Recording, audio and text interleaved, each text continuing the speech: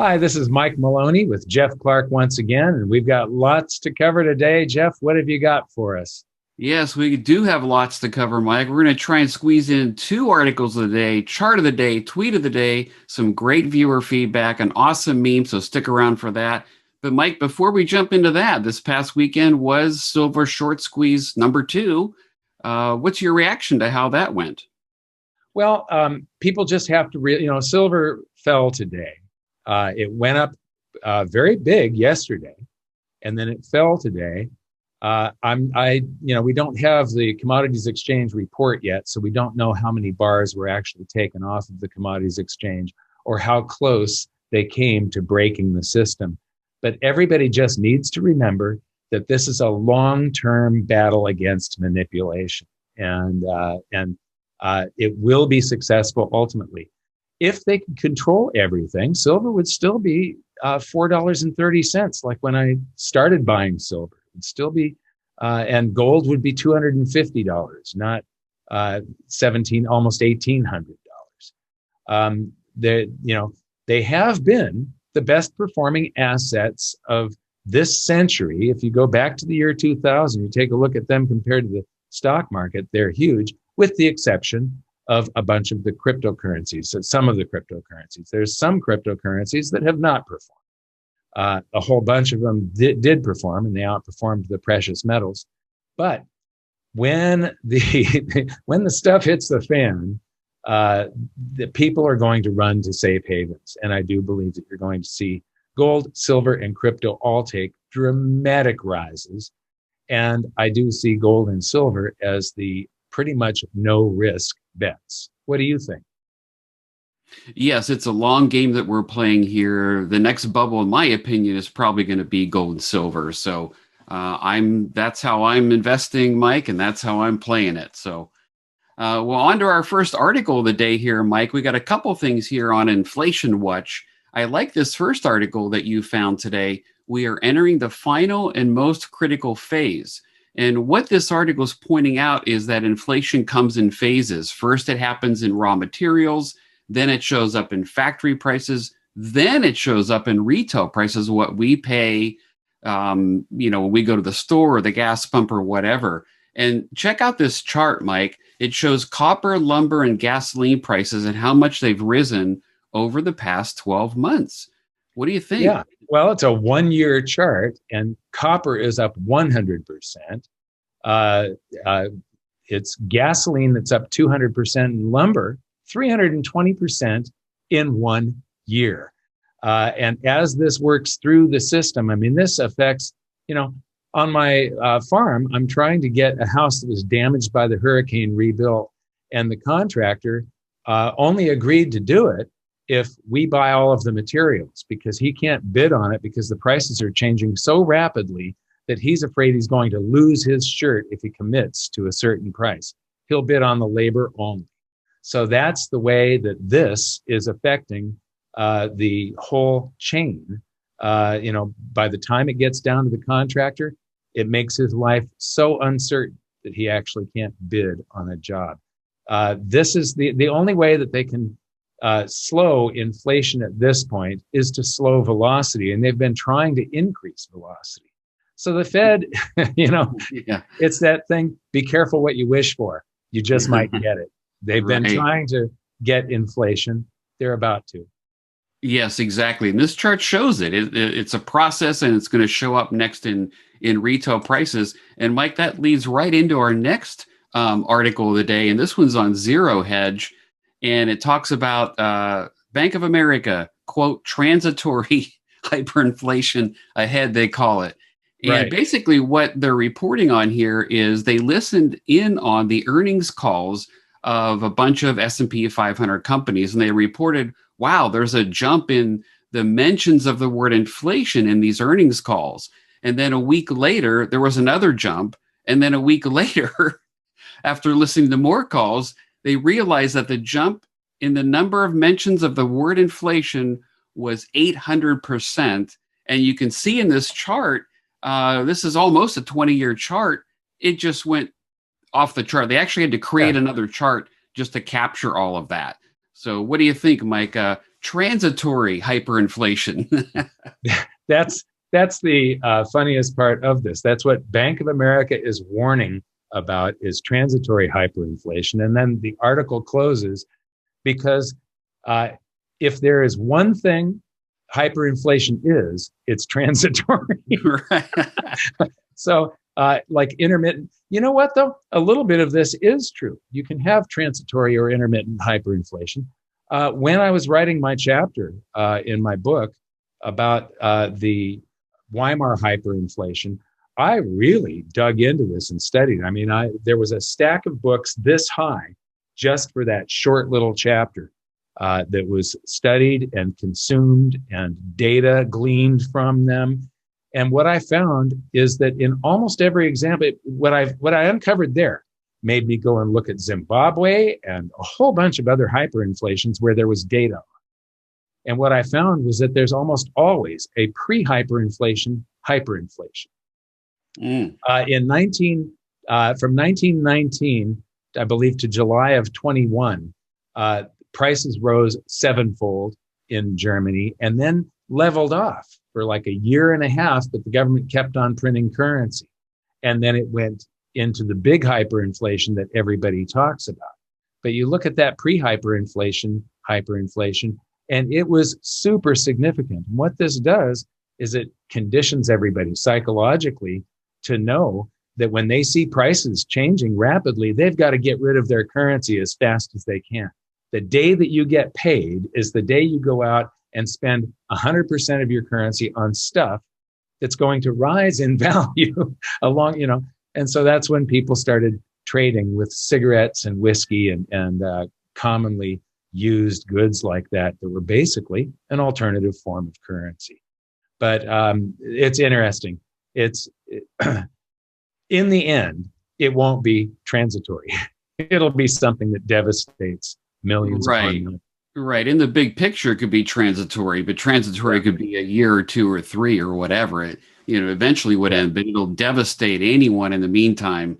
History shows this very clearly. It'll devastate anyone who doesn't own gold and silver. What I found amazing in this article, though, Mike, is that they actually, the Bank of America, this big mainstream stodgy bank, actually used the word transitory hyperinflation. They actually use the word hyperinflation. They think that is what is coming. That's a pretty bold call from a very stodgy mainstream bank, don't you think? Yes. And what's interesting, you go to our main page on the news, I've seen more news articles on our website about inflation and about big firms like Bank of America talking about inflation. I think Bank of America is the first one to actually say the word hyperinflation. So it shows that there's a real change in the wind. Yes, it does. And I'll mention just real quick, Mike talks about this in great detail in Hidden Secrets of Money, episode 7. So we'll provide the link down here for that. But that goes into it in great detail. It's a wonderful video. So that's a grab the popcorn type of video to watch there. So, well, Mike, on to our tweet of the day. This is from Brett Crosby. Remember the financial crisis, and he's referring to the Great Recession back in 2008, et cetera, when lawmakers thought $700 billion was excessive. Back then, that was thought of as excessive. Now we have $1.8 trillion plan presented just weeks after Biden signed a $1.9 trillion in a COVID relief spending bill. That's around $30,000 per household in 1 year. What do you think of that, Mike? Obviously, I think it's just absolutely insane, everything that we're doing. And it's going to come back to haunt them. The Federal Reserve on the Fred website has charts that you can make on government spending per person. And it's over the $30,000 per year threshold. But I talked about this last week. The entire base currency supply was 0.8 trillion just before, and Fed assets were like 0.85 trillion or something, 0.84, so $840 billion, something like that, just before the crisis.